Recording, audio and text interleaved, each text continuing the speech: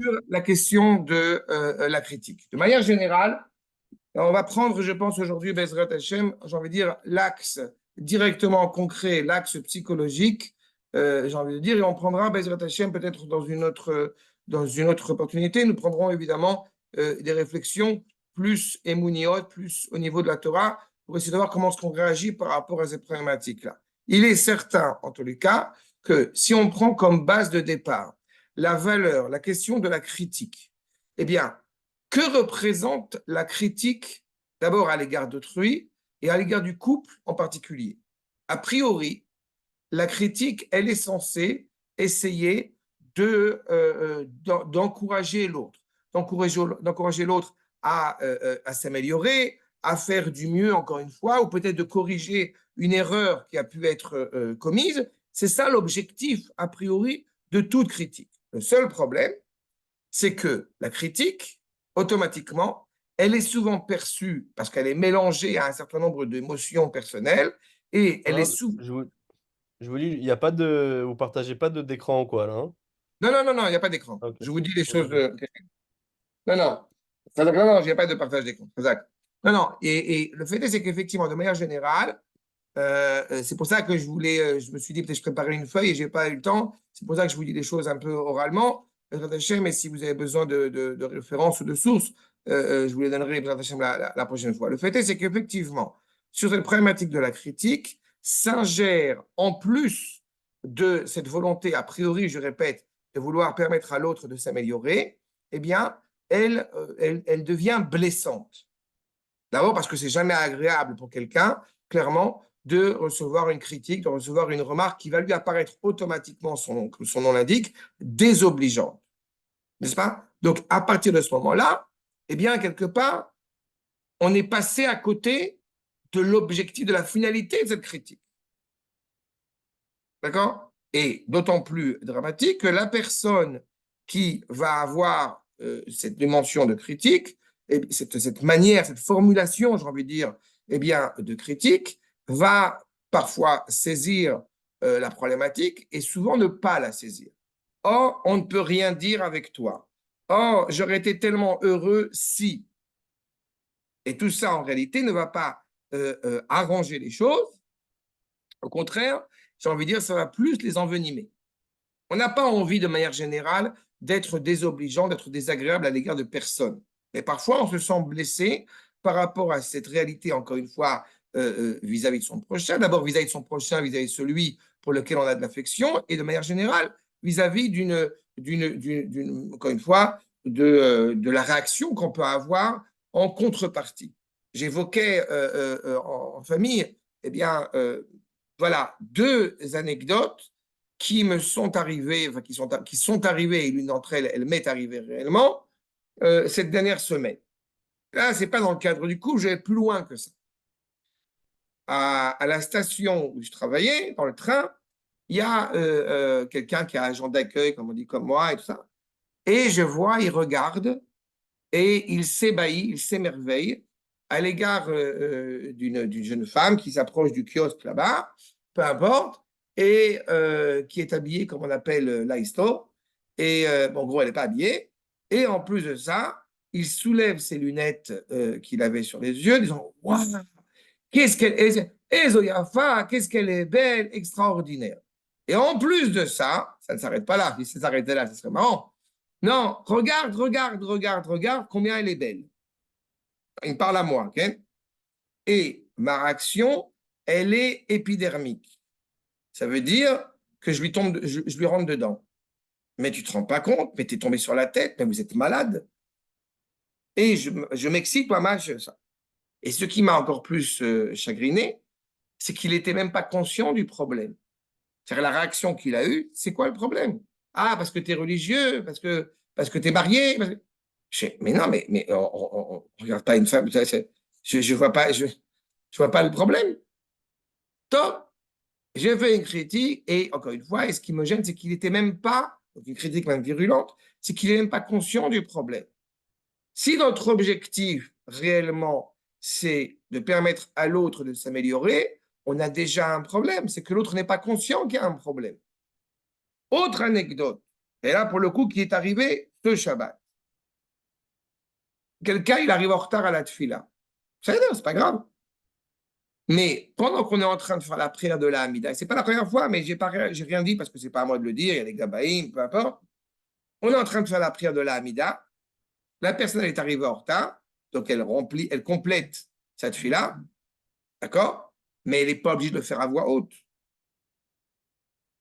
A priori, au-delà du problème ilchatique que ça représente, elle n'est pas obligée de la faire à voix haute, cette fila. Et pendant qu'on fait la prière de la Hamida, l'autre derrière, et machin, Alléluia, Baruch Shama, il y a quelque chose qui est pas normal. Dans les deux cas de figure, qu'est-ce qui est problématique? Est-ce que c'est le comportement de la personne, le fait que nous soyons eh bien, imbriqués, ingérés dans cette problématique-là? Ce qui est vrai à l'égard de son prochain, a priori, semble être d'autant plus vrai à l'égard du couple, à l'égard du foyer. Qu'est-ce qui va faire qu'une remarque positive, comme on dirait en français, une critique constructive, qu'est-ce qui va faire que nous allons passer d'une critique dite constructive, positive, qui permet à l'autre de se construire, de s'améliorer, même de recevoir cette remarque avec plaisir, qu'est-ce qui va faire qu'on va passer de cette réalité-là à une réalité qui va être vécue comme une remarque désobligeante et blessante? Ça, c'est le premier point sur lequel je voudrais m'attarder. Maintenant, la première chose, c'est qu'effectivement, par rapport à ce point, c'est que nous ne sommes pas des robots. Nous ne sommes pas des êtres profondément, j'ai envie de dire, rationnels. C'est-à-dire que quand on va faire une remarque à quelqu'un, et encore plus à notre conjoint, on ne sait pas tout le bagage qu'il y a derrière. Par exemple, la personne a été dépréciée toute sa vie. Dans sa jeunesse, elle était totalement méprisée, encore une fois, toute sa vie. Il est évident qu'à partir de ce moment-là, chaque remarque qui peut être prononcée va réveiller en lui eh bien, des sentiments profondément problématiques parce qu'il le rattache à cette volonté, encore une fois, de se défendre due à sa vie et il n'est pas forcément habilité à entendre une remarque. Donc, automatiquement, quelle que soit la remarque, il va le prendre mal. N'est-ce pas? Deuxième problématique, une question de ce qu'on va appeler une question de mentalité. Pas pour le coup parce que la personne a été dépréciée, mais parce qu'on a été habitué à vivre dans un environnement qu'on va appeler un environnement perfectionniste. Si ce n'est pas parfait, alors c'est nul. Et la personne, elle s'est habituée à s'éduquer dans la maison de ses parents et à vivre selon ce prisme-là. Donc, à partir du moment où il va y avoir une remarque, c'est pas qu'elle va le prendre mal, c'est que, ou qu'elle va se sentir, bon, elle a quelque chose à améliorer. Non, c'est pire que ça. À partir du moment où il y a une remarque, c'est que ce n'est pas parfait. Si ce n'est pas parfait, c'est nul. Et là encore, quand je dis c'est nul, c'est plus que ça. C'est pas c'est nul, c'est que la personne en elle-même, elle est nulle. Elle est nulle et non avenue. Ça, c'est le deuxième point. Le troisième point, qu'on va appeler, on va dire, une peur constante, c'est justement dû à ce que je viens d'évoquer maintenant. Une personne, elle a été critiquée, dépréciée, pas appréciée à sa juste valeur. Donc, pour elle, la seule manière de pouvoir eh bien, avoir le sentiment, j'ai envie de dire, contraire, c'est de contrôler. C'est-à-dire qu'à partir du moment où je ne suis pas pleinement écouté, à partir du moment où je ne suis pas pleinement apprécié, je me retrouve dans cette situation, encore une fois, où eh bien, j'ai une mauvaise estime de moi, une mauvaise estime de soi. Et par conséquent, la seule manière de pouvoir se réestimer, eh bien, c'est de contrôler l'autre. C'est d'avoir, encore une fois, une critique constante à l'égard de l'autre. Enfin, quatrième point, sur le fait que l'autre ne peut pas être meilleur que moi. Ça aussi, c'est un problème. Tous les paramètres que je vous ai livrés maintenant, il y en a encore un cinquième qu'on va voir tout de suite, Mais tous les paramètres que je vous ai livrés maintenant sont des paramètres qui sont directement rattachés à cette notion de critique qui, encore une fois, n'est pas positive, qui explique pourquoi est-ce que dans celui qui va faire la critique et celui qui va la recevoir, eh bien, il y a une tension qui va être mise en jeu.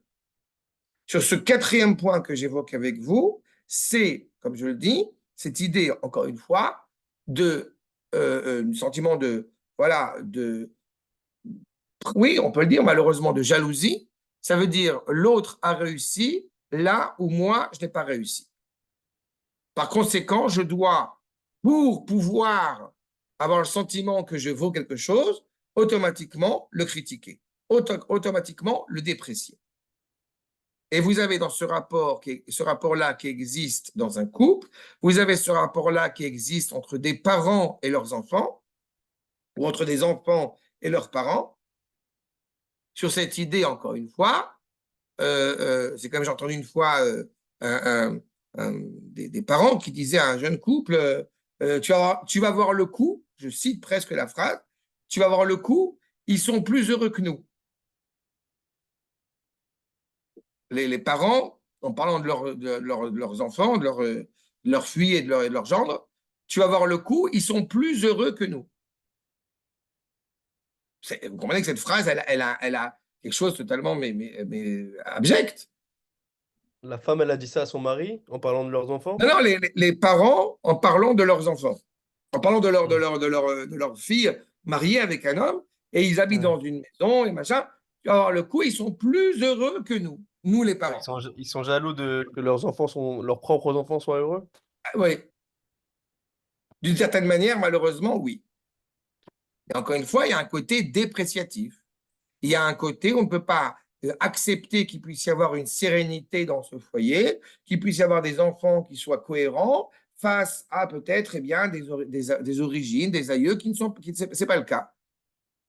Enfin, le dernier paramètre qui va faire malheureusement, qui va transformer cette critique a priori peut-être positive en quelque chose de très problématique, c'est ce qu'on va appeler le célibataire marié.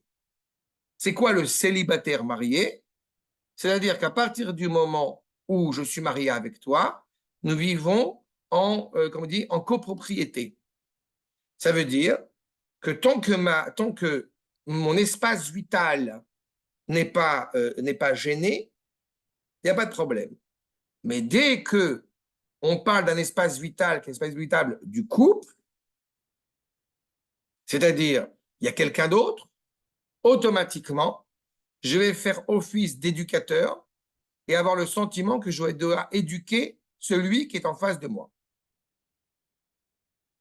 Et donc, automatiquement, nous accédons à cette critique, je répète, qui aurait pu être positive s'il n'y avait pas tous ces paramètres-là, et qui est devenue quelque chose de très désagréable, de très obligeant. Et il n'y a plus à ce moment-là de conversation possible dans un couple, puisque toute conversation est passée d'une demande à une plainte. La difficulté dans le couple, elle est malheureusement rattachée à cela. Le vrai danger, encore une fois, dans le couple, on l'avait souvent évoqué, c'est la problématique du comment, évidemment, la communication eh bien, se fait et surtout, quelle est la motivation de ces communications. Puisqu'encore une fois, on est en train, quand vous avez épousé votre épouse et vice-versa, vous n'avez pas pris en considération que la personne que vous avez en face de vous. Vous avez pris tout le monde dans lequel cette personne eh bien, a évolué, a grandi, a les valeurs qu'elle partage, et vous de même, qui être être dans la situation de celui qui éventuellement va être critiqué, a une confiance en soi plus ou moins forte. Il y a cette notion, encore une fois, d'ego qu'on a tous, et automatiquement, eh bien, il peut être mis en porte-à-faux, il peut être mis en question du fait de la remarque, de la critique de l'autre. Retenons de prime abord que quand une critique elle est faite, d'abord dans la formulation, tous les khatanim que j'ai préparés, j'ai beaucoup évoqué cela à l'époque, sur le fait, enfin dans plusieurs khatanim, sur le fait que là, la critique elle est formulée, elle ne peut pas être formulée à l'échelle de l'individu, mais d'abord et avant tout à l'échelle de ses actes. N'est-ce pas? N'oubliez pas qu'il y a une subjectivité dans la critique. Ce n'est pas tu es une personne, désordonnée, c'est je n'arrive pas à travailler dans ce désordre. Même si la personne, encore une fois, elle n'est pas forcément, qu'elle soit désordonnée ou pas, à la rigueur, on s'en fiche. C'est la réaction que vous avez à l'égard de tel ou tel comportement. Et dans cela, évidemment, il va falloir essayer, puisque, encore une fois, il y a des ilchot tochecha. Eh bien, ça, on aura le temps d'en reparler dans un autre cours, mais il y a une manière d'aborder la critique. On ne peut pas, encore une fois, ce n'est pas interdit de critiquer. Ce qui est problématique, c'est la manière dont la critique, clairement, va être formulée. Et ça, ce sont des qualités qui s'acquièrent. Maintenant, nous allons essayer, en deuxième partie, d'essayer de voir, avant de parler de celui qui va effectivement critiquer, eh bien, comment percevoir la critique qui nous est formulée. Comment nous allons réagir par rapport à telle critique, quelle qu'elle soit. Premier point, il est impératif, essentiel, justement dans une relation saine entre l'homme et sa femme, et encore une fois, l'homme et son conjoint, de ne pas hésiter à dire « je suis blessé de la manière dont tu as formulé ce que tu as dit ». C'est essentiel. Il n'y a pas une question d'ego à ce moment-là, il y a une question d'abord d'oser dire à l'autre, de changer sa manière de formuler son discours. D'autre part, dans la manière effectivement et différentes situations auxquelles on peut être confronté, on doit être en mesure de réduire le nombre de critiques. C'est-à-dire qu'il n'est pas possible qu'une personne, encore une fois, soit aussi critiquable sans avoir trouvé quelque chose de positif chez elle. Troisième point qui me paraît essentiel, eh bien, comme je le dis tout à l'heure, la complainte face à la demande. On n'est pas en train de se plaindre de telle réalité, on est en mode « j'aimerais bien que ». Ça me semblerait souhaitable que. C'est-à-dire que nous sommes en train, plutôt que de faire des remarques, encore une fois, ou de balbutier, j'ai envie de dire dans sa barbe, de s'efforcer de demander.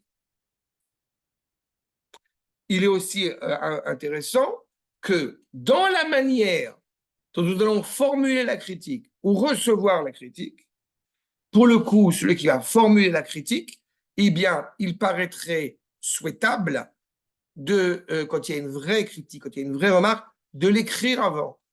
Ça me paraît bête, mais pourquoi c'est intéressant d'écrire la critique qu'on a envie de faire à l'égard de l'autre avant de la prononcer? Parce que ça va faire du tri. Ça va automatiquement filtrer. Quand on écrit, vous vous en rendez compte assez facilement, il y a une réflexion. On voit bien les mots qu'on va utiliser ou qu'on ne va pas utiliser. Ce qui nous amène au quatrième point essentiel, eh bien, la question des sentiments. Là encore, quand on va formuler une critique, quand on va recevoir une critique, est-ce que nous recevons une critique, eh bien, j'ai envie de dire, du ventre ou de la tête? Quand il y a trop d'émotions dans une conversation qui va être aussi amenée à parler de remarques ou de critiques l'un à l'égard de l'autre, eh bien, automatiquement, ça ne peut pas avoir de bon dénouement. N'est-ce pas? Il est impératif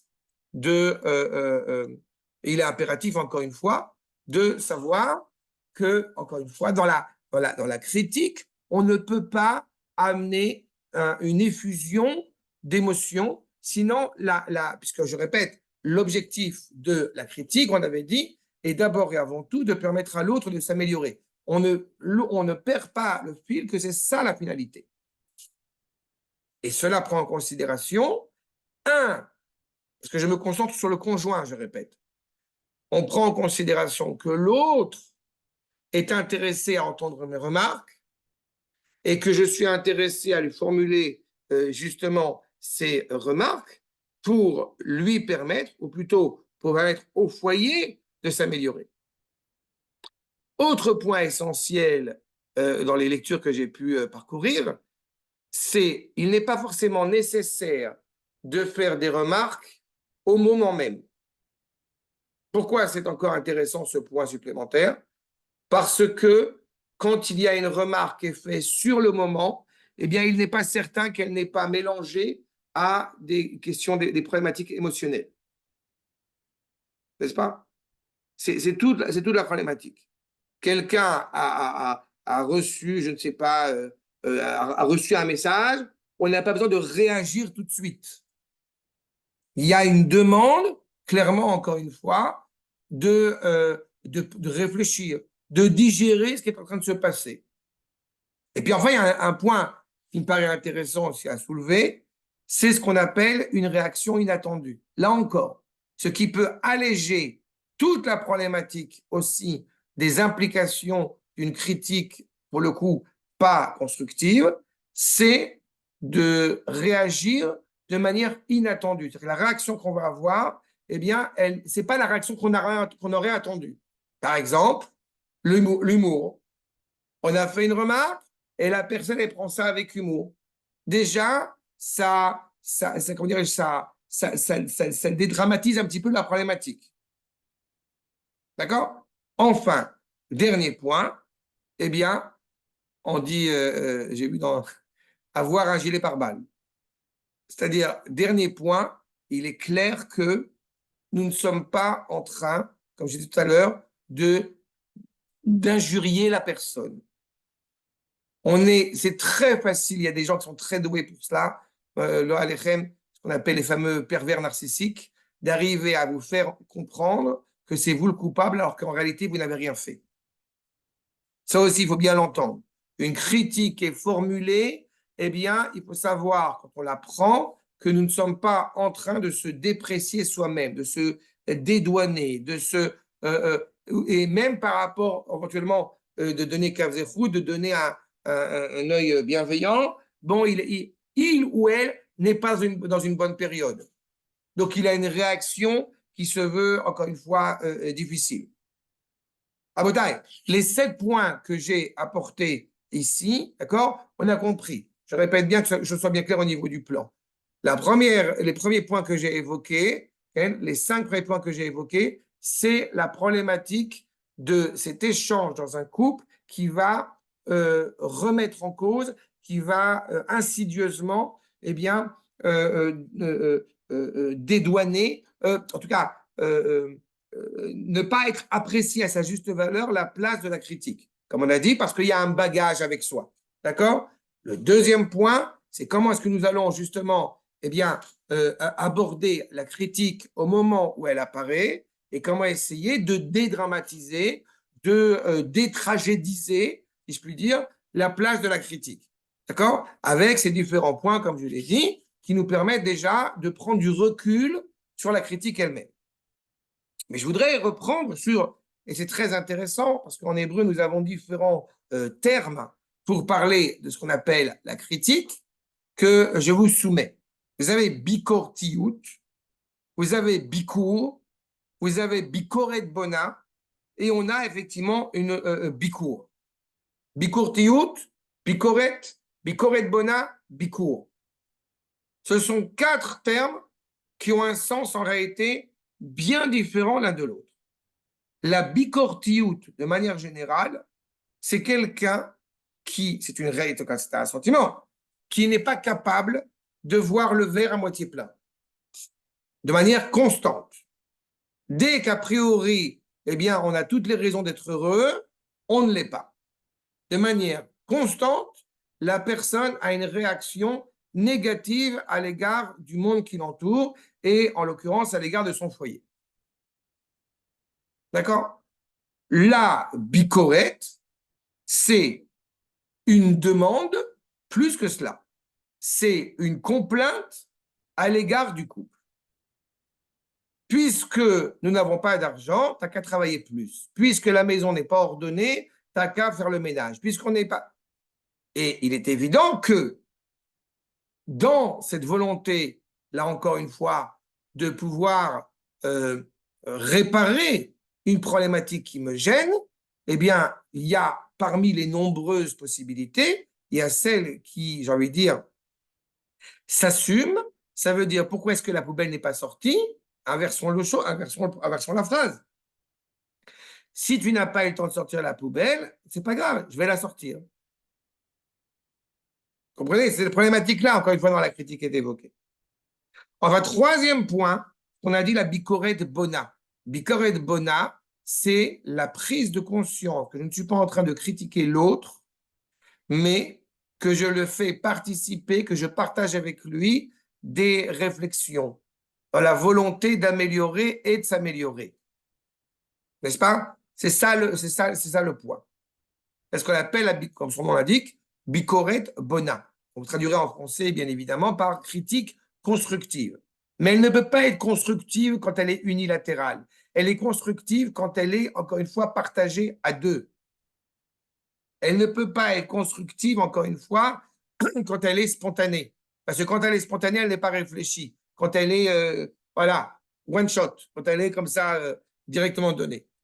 Enfin, le dernier point, c'est effectivement bicourt. Eh bien, dans cette notion de bicourt, qui on peut traduire aussi par la visite, qu'en style est bicourt.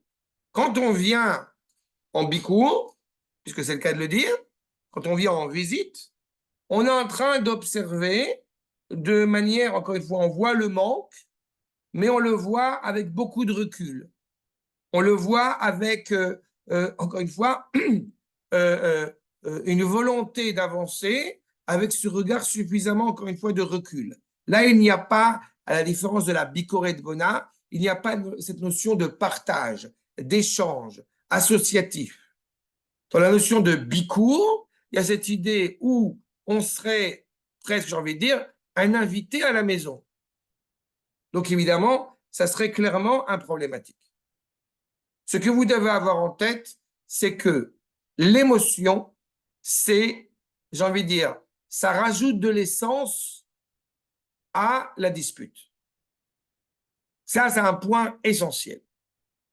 Vous avez une discorde avec qui que ce soit, avec vos parents, vos beaux-parents, votre épouse, vos enfants, à partir du moment où vous allez réagir de manière épidermique sur un point qui ne vous plaît pas, qui ne vous convient pas, et Dieu sait combien chacun d'entre nous peut être éduqué ou pas forcément éduqué, il faut aussi prendre en considération, mais Dieu sait combien est-ce qu'on peut être confronté, eh bien, à cette problématique-là.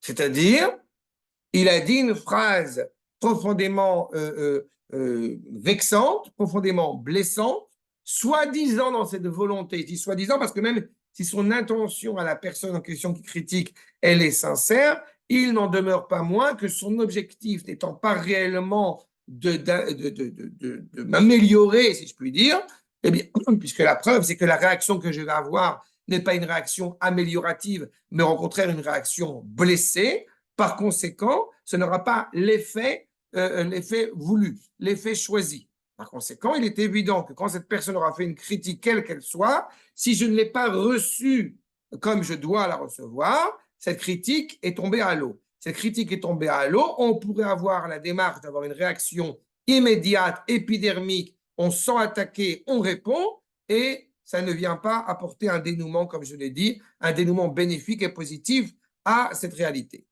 Donc, on n'est pas des robots, mais on n'est pas non plus, je veux dire, une boule de sentiments, une boule d'émotions.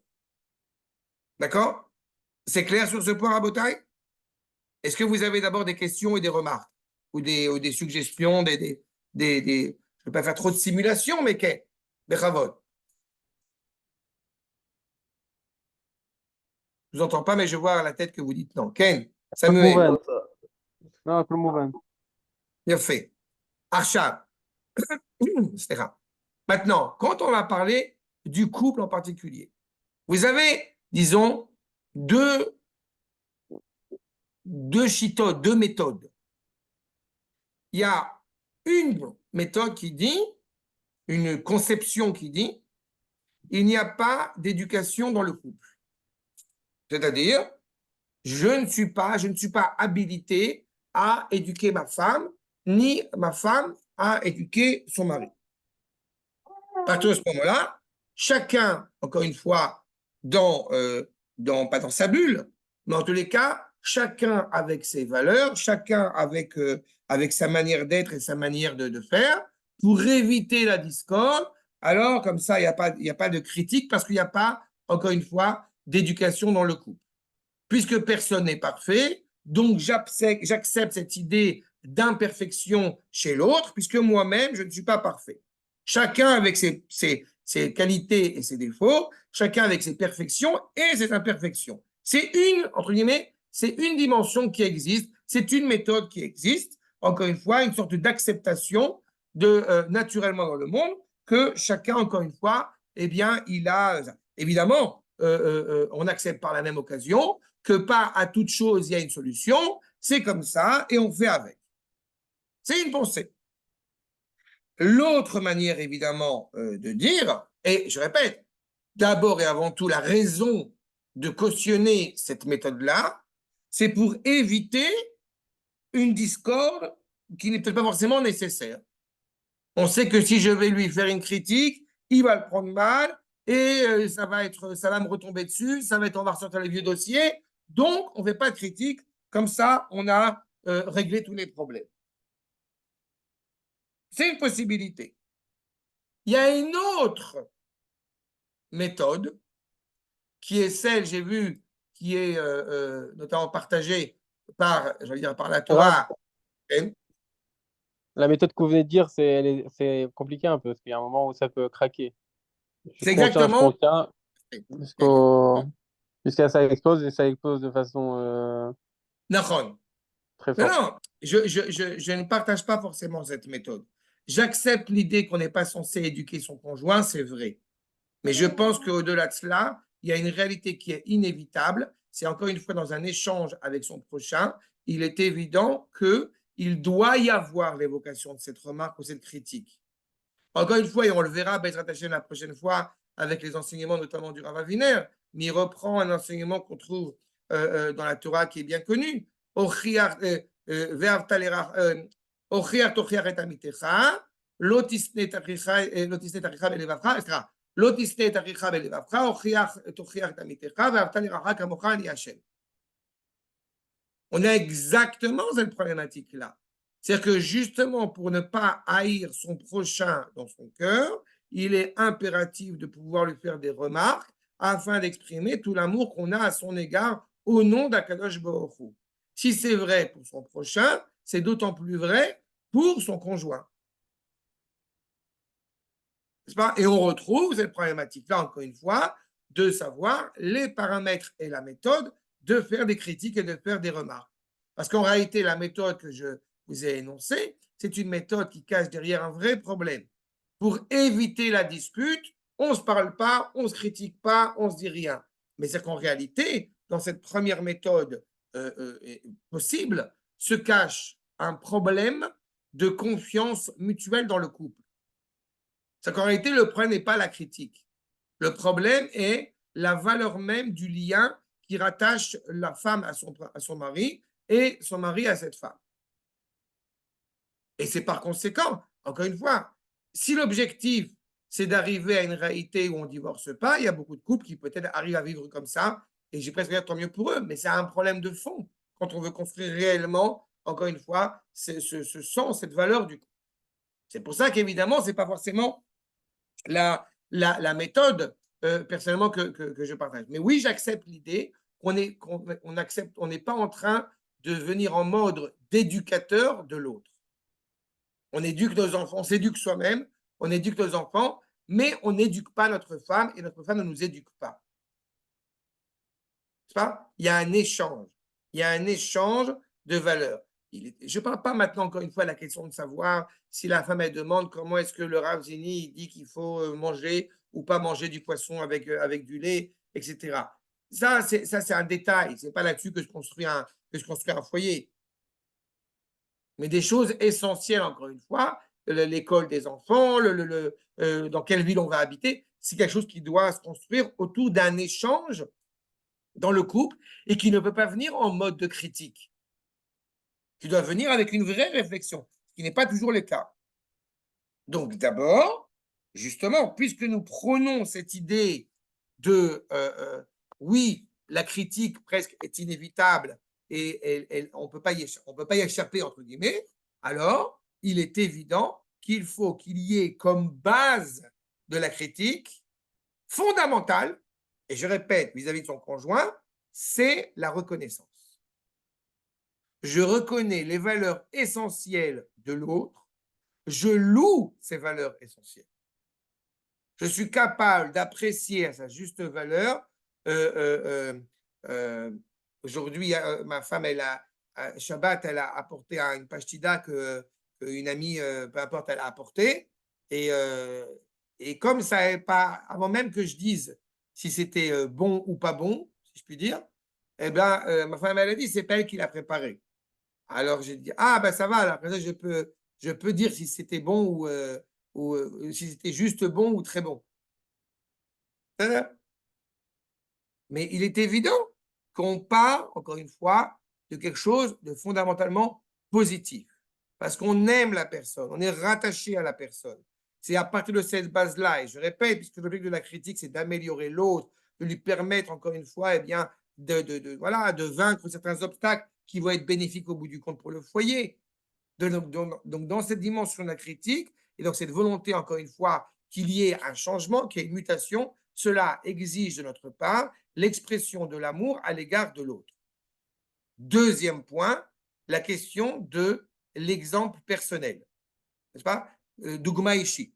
Quand je dis dougma ishit, là encore, c'est une expression avec laquelle je suis très réticent de manière générale, mais je m'explique. Je n'aime pas cette notion de montrer l'exemple. Par contre, j'aime cette expression d'être l'exemple. C'est-à-dire qu'à partir du moment où la Torah est vraiment importante pour toi, automatiquement, tu seras la proposer. À partir du moment où tel point, s'il est juste, je parle de Torah, mais de manière générale, si c'est vraiment quelque chose qui est essentiel pour toi, la maison va être construite sur ce point-là. Mais tu seras l'exemple même de ce à quoi tu crois. Et du coup, dans la manière de prononcer, de formuler cette critique, il y a déjà ces deux bases-là, automatiquement, l'autre ne va pas percevoir la critique comme étant une attaque personnelle. Elle est dénuée de toute scorie, j'ai envie de dire, de tout intérêt personnel. Et je répète, Rabotai, je me consacre uniquement au conjoint, au couple. C'est-à-dire, prenez en considération que ce rapport-là ne sera pas forcément le même si vous avez des tensions avec vos parents ou beaux-parents ou vos voisins respectifs. Pourquoi? Parce qu'ils n'ont pas, encore une fois, d'abord, ils n'ont pas forcément été éduqués selon cette base de valeurs, et surtout, n'oubliez pas un détail, c'est que le voisin ou les parents ou qui vous voulez, à qui vous allez prononcer éventuellement une critique, il n'a pas un regard rationnel sur vous. Il n'est pas capable d'avoir un regard rationnel sur vous. Si je prends l'exemple des parents, n'oubliez pas un détail, c'est que vous aurez beau être, je ne sais pas, le plus grand ingénieur, le plus grand rabbin de tous les temps, vous resterez le petit Noam que j'ai changé la couche quand il était petit. Donc automatiquement, il n'y a pas de rapport direct.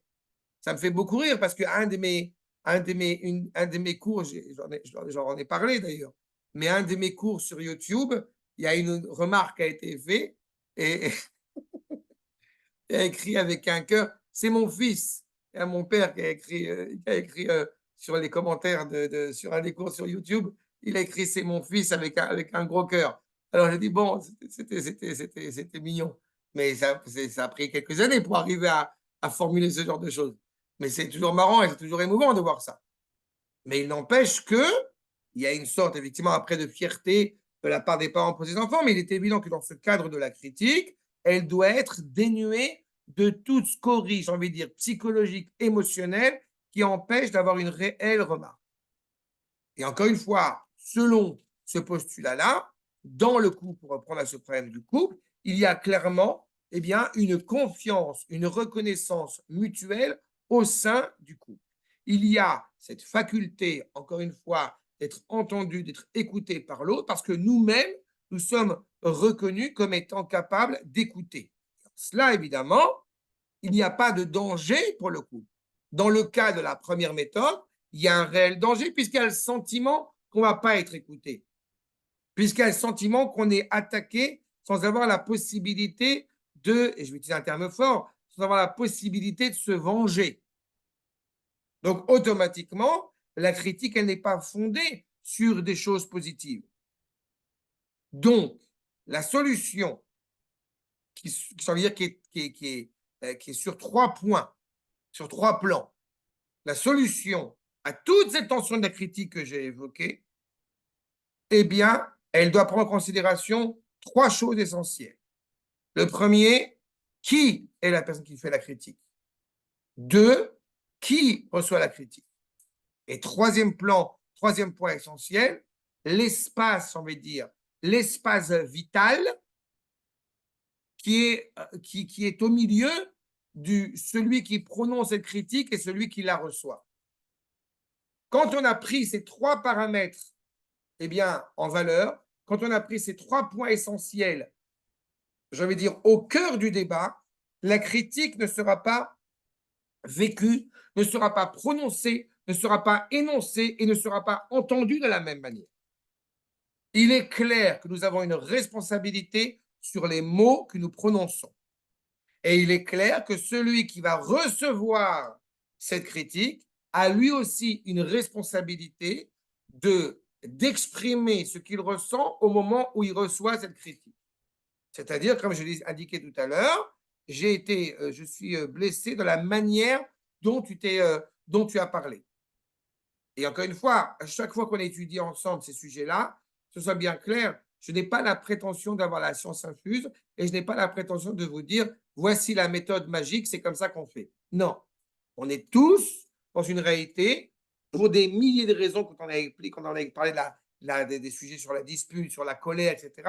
On est tous confrontés à ces réalités où justement, ça paraît beau, j'ai envie de dire en théorie, dans les faits, ne pas invoquer, ne pas ramener l'émotion dans une démarche, dans une formulation de critique, ce n'est pas une évidence. J'ai envie de dire presque, vous m'excuserez, surtout pour les Sfaradim parmi nous. N'est-ce pas? Le cœur, il est là. On ne peut pas faire autrement. Alors, on ne peut pas faire autrement, si, parce qu'on peut avoir le contrôle.